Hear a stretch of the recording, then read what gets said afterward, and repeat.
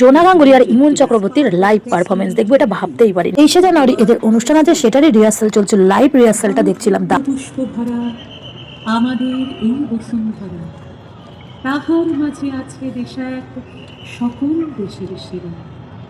ও সে স্বপ্ন দিয়ে তৈরি সে দেশ, স্মৃতি দিয়ে ঘেরা। এমন দেশটি কোথাও খুঁজে পাবে না তুমি।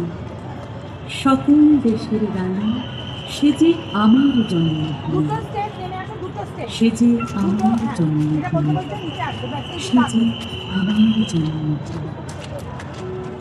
এটাই ইমন চক্রবর্তী, আর নিচে ছিলেন ডোনা গাঙ্গুলি।